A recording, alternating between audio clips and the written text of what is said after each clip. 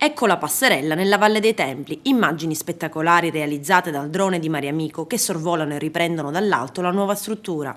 È stata posizionata giovedì sera, collega i templi di Giove ed Ercole bypassando la via Sacra ed il traffico veicolare. Un'opera attesa da almeno 7 anni, necessaria per rendere indipendente la viabilità pedonale turistica in seno alla Valle dei Templi dal traffico. Il costo è di circa 350.000 euro e dopo la posa adesso si lavora al corrimano e alla schermatura prevista per ridurre l'impatto ambientale. E l'occhio attento del drone in certi casi è stato usato anche come strumento di denuncia o protesta dall'associazione Mariamico. È il caso ad esempio dello scorso 15 agosto, Ferragosto, quando per volontà di Claudio Lombardo si documentava quello che lui stesso ha definito follia degna di un circolo dantesco. Immagini che ritraggono il litorale agrigentino preso d'assalto da tende da campeggio e gazebo, che si moltiplicano e spuntano come funghi sulle spiagge tra le dune salleonine.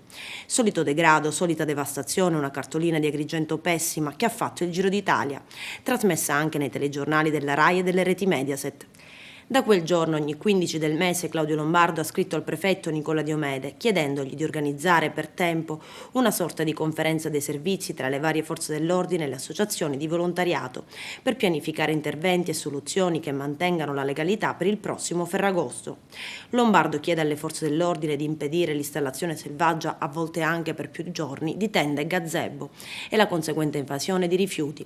Una vecchia usanza che negli ultimi anni, sottolinea Lombardo, è notevolmente peggiorata in barba alle norme del codice della navigazione che impedisce l'abusiva occupazione dello spazio demaniale. Adesso è arrivata la risposta del prefetto Nicola Diomede che ha accolto la richiesta di Mariamico impegnandosi a programmare degli incontri già dagli inizi del 2015.